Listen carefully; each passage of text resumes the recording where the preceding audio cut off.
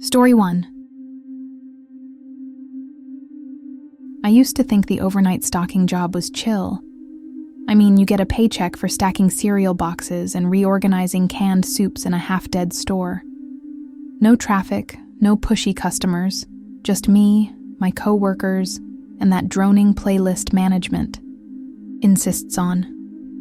Sounds simple, right? The first time I saw him, it was around 1 a.m. I'd just finished lining up a row of frozen dinners when I spotted someone in street clothes slowly pushing a cart down the pet food aisle. He didn't belong there.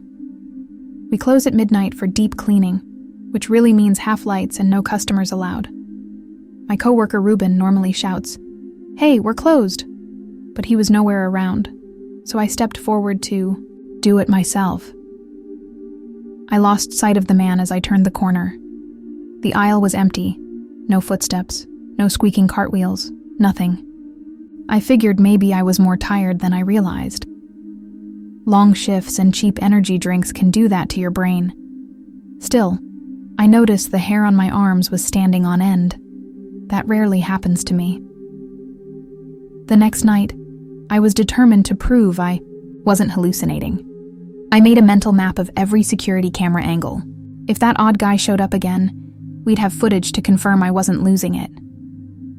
Sometime after midnight, I was tidying the baking section, flour and sugar, that sort of thing, when I saw movement in my peripheral vision. That same cart. Same slow pace. I turned, and there he was, wearing dark jeans and a dull gray hoodie, gliding past like he had all night. I ducked behind a towering stack of flour, my heart thumping in my ears. I peeked out to catch a better look. He paused near a display of random canned beans. Glancing around almost slyly, he slipped something behind the cans. Then he continued on his weird little route. I waited until I was sure he was gone, then pulled out whatever he hid. It was a small note torn from a notepad. My name was on it, just Lydia, scrawled in cramped handwriting. Below it, a line read, "I like the way you hum along to the store music."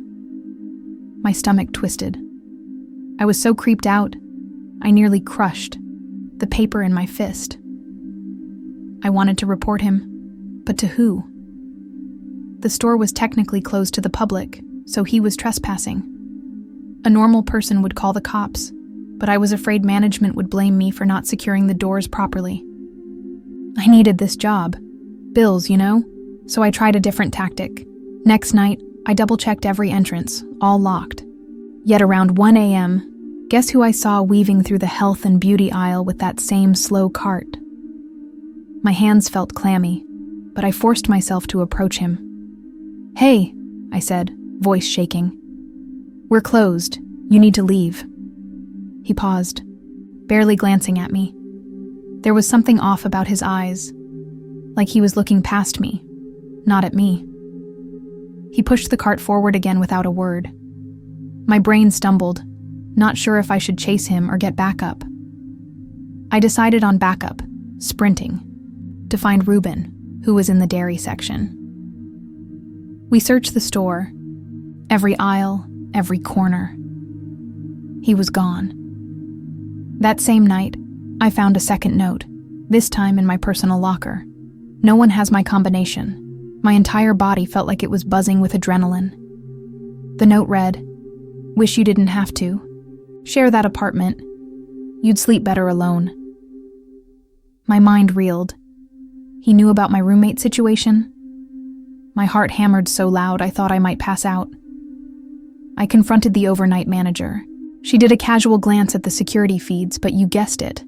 There was no footage of the guy at all, just me creeping around with a frantic expression. She half smiled as if to say, "Lay off the energy drinks."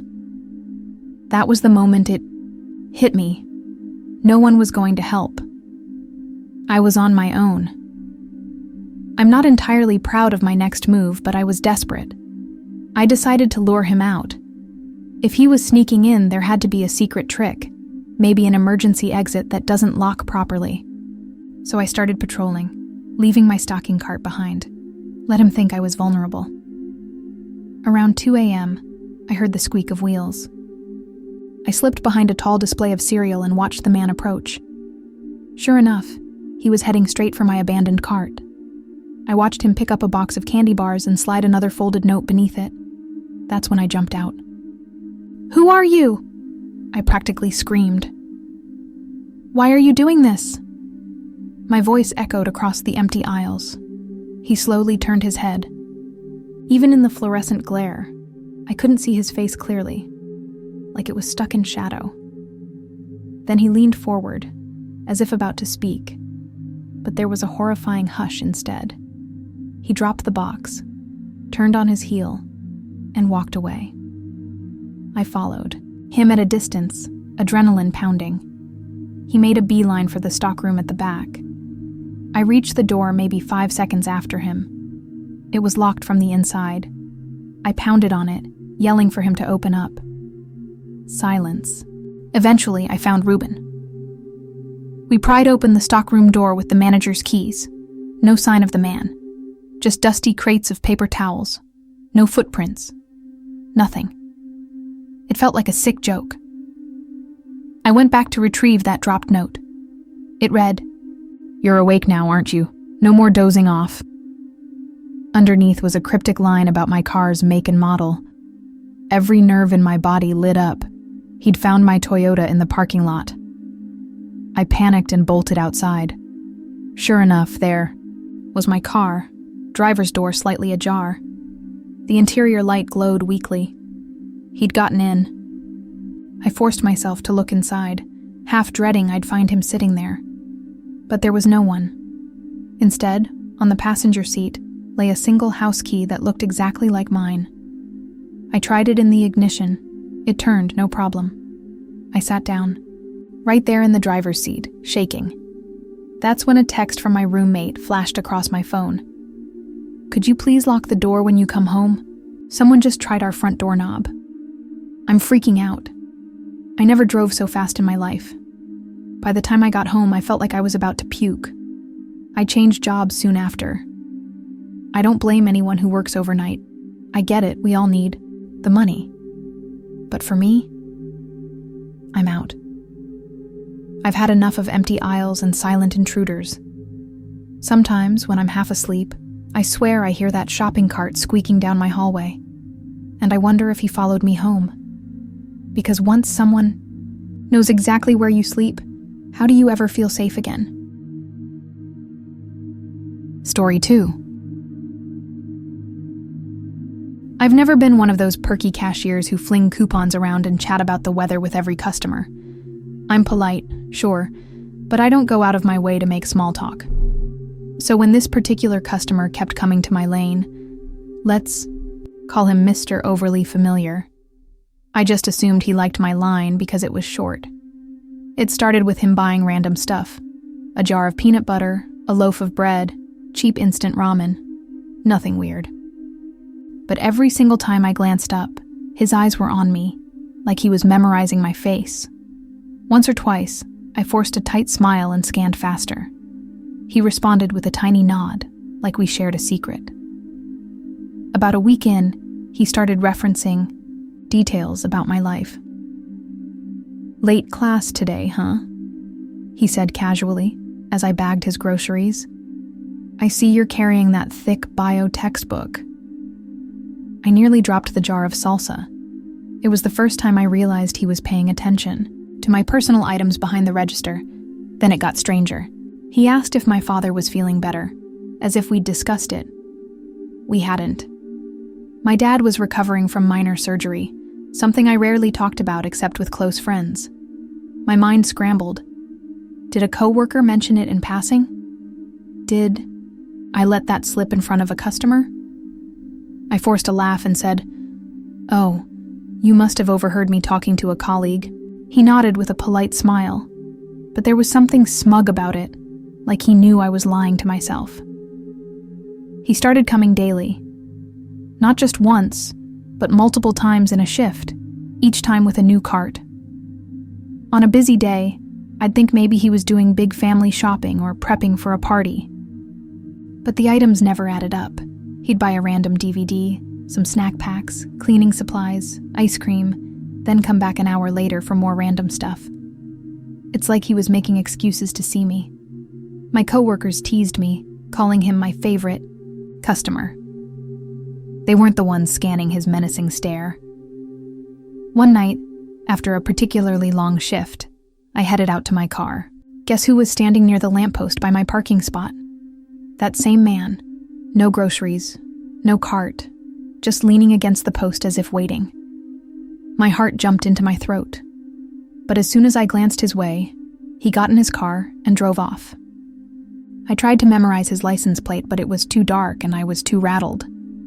I reported him, obviously. My manager checked the camera footage. "He's just a customer," she said, eyes skimming the monitor. "Nothing indicates he's breaking any rules. Maybe he just likes chatting." She gave me a thin-lipped smile that screamed, "Case closed." But it wasn't closed. The next day, he asked how my study group went the night before. I froze. I'd literally just started a new study group with classmates at the library. There was no chance we'd talked about it in the store. My scalp prickled. "Who told you that?" I demanded, voice trembling. He shrugged, like it was common knowledge. Then he asked if I'd remembered to bring my inhaler. I do have asthma, but I keep it private. Now my hands were shaking so much I nearly dropped the scanning gun. My frustration boiled over. I marched up to him in the middle of the store, ignoring the stares from other shoppers. "Why do you know so much about me?" I hissed. He blinked, as if genuinely surprised I was upset.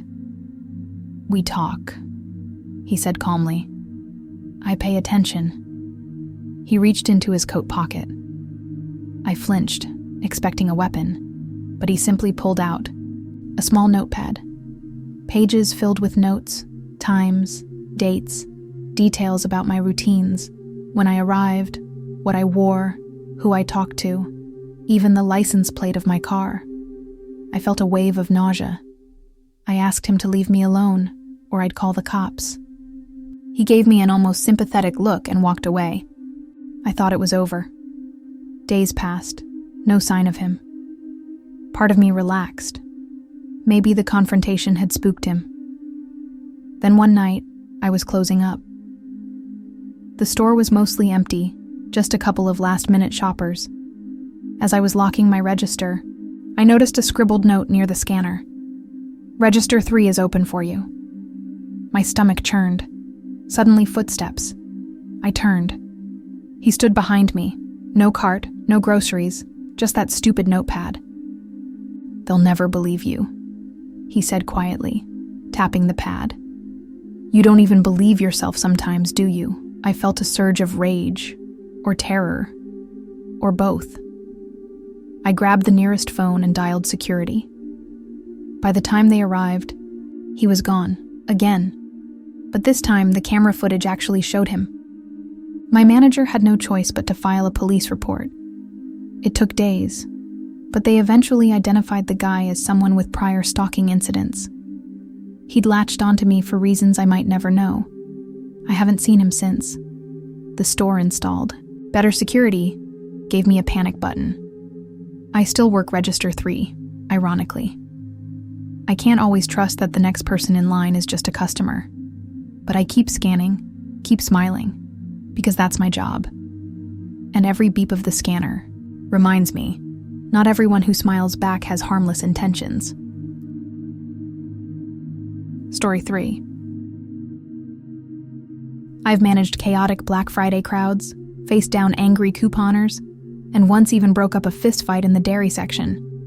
Assistant manager life, you know?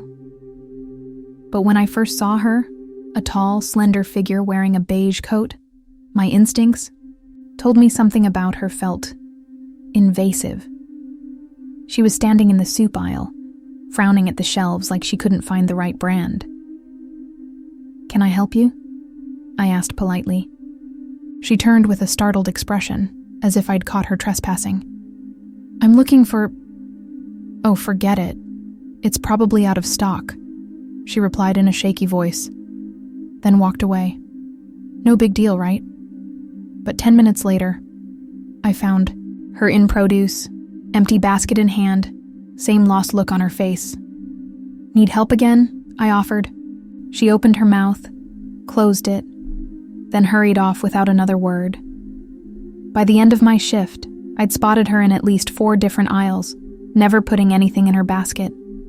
It was odd, but maybe she was just indecisive. Still, I couldn't shake how uneasy it made me. Something about her posture, how she seemed to study me when she thought I wasn't looking. The next day, she reappeared, same routine. Roam an aisle, pick up a random box, sigh, and put it back. Finally, I cornered her near the frozen foods. "Can I help find something specific?" I asked, trying to be extra friendly. She rattled off some obscure brand name that I'd never heard of. I politely checked our system. Didn't exist. I told her, "We don't carry that," expecting her to say thanks and leave. Instead, her eyes flickered with annoyance and she said, "Oh, you will." The next morning, I opened my locker to find an old photograph taped to the inside, an image of me and my mother, taken when I was a kid. I recognized it immediately, but I had no clue how it got there. My heart thumped painfully. That photo was hidden away in a box in my attic. I was sure no one else had access to it. Scribbled on the back was a single line. "Was your mom proud of you?" I nearly dropped it in shock. My mother died years ago. The store's security system showed no forced entry in the employee lockers. It was humiliating to realize how vulnerable I was in a place I considered my second home. She showed up again that night. My hands were shaking as I approached her. "I'm calling the police if you don't leave," I blurted. "I know you're the one messing with my locker." She barely reacted, just that same half-lost, half-smug expression. She murmured, "Your mother was a teacher, right?" My throat tightened. She said it so casually, as if making small talk about the weather. Then she turned and walked away. But not before placing a small slip of paper on top of a display of discount cereal. I waited until she was out of sight, then grabbed the slip. It was a receipt, time-stamped for a purchase at a hardware store the day before for a new lock. My heart sank. Was she telling me I needed a new lock? Or was she saying she had the key? The store was nearly empty when I finally worked up the nerve to confront her head-on. I found her waiting in aisle 7, the aisle with all the condiments and cooking oils, ironically the quietest corner in the store. She stood there, no cart, no basket, just hands at her sides. "Leave me alone," I managed to say, swallowing the lump in my throat. "Whatever you're trying to do." "You think I'm just some stranger?" she cut in softly. "I've known about you for a long time. You come in at 6 a.m., check the daily sheet, make jokes with your coworker Leah about weirdos. In the store?" She paused, letting that sink in. "You shouldn't talk so openly. People listen." My scalp crawled. "Why are you doing this?" I demanded. But the question sounded too small for the terror I felt. She exhaled a trembling breath, as though she too was anxious. "You took something from me," she said, voice barely above a whisper. "And if you don't return it, I'll keep following you." I was floored. I had no idea what she was talking about. "I haven't taken anything from you," I shot back. But she gave me a sad, knowing look. I realized she might be deeply unwell, or she had me confused with someone else. Yet she clearly knew too much about my life for it to be a simple mix-up. I was done. I stormed to the customer service desk and demanded they lock the exits and call security. The store manager complied, though he gave me a concerned look. "Marion, are you all right?" he asked. I just nodded, feeling the weight of this confrontation closing in. We scoured the aisles, the back room, everywhere. She was gone, vanished without a trace. I headed to my locker to grab my things and leave. Sitting on the locker room bench was a battered little notebook. Inside, I found pages of scribbles, dates, times, references to my mother's funeral. The final page read, "You have until next week to remember what you owe me." That night, I couldn't sleep. My mind flickered through old memories. I kept coming back to one possibility. In high school, I'd borrowed a book on advanced biology from a friend who later moved away. Could this be her, grown up and twisted by some grief or delusion? It sounded ridiculous, but I was desperate for any link. The next morning, I left a message at the store that I was taking personal time. No one argued. I guess I sounded borderline hysterical. I drove to my childhood home, rummaged through dusty boxes, and there, tucked into an old trunk, was that borrowed biology book. Inside was a short letter from a girl named Naomi, someone I'd lost touch with. The letter had an emotional plea about a family illness. I felt my chest tighten. Could that be her? I returned to the store after a couple of days, book in hand. She didn't show up. I left the book on a shelf in aisle 7 with a note. "Naomi, if this is you, I'm sorry." Weeks passed. No sightings, no cryptic messages, no photos in my locker. She vanished as abruptly as she arrived. To this day, I don't know if I found the right explanation, or if she was even the person I suspected. But the fear remains. Sometimes, I'm sure I glimpse her face on the other side of a crowded aisle, ducking away the moment I turn. I still manage the store, but I don't feel safe.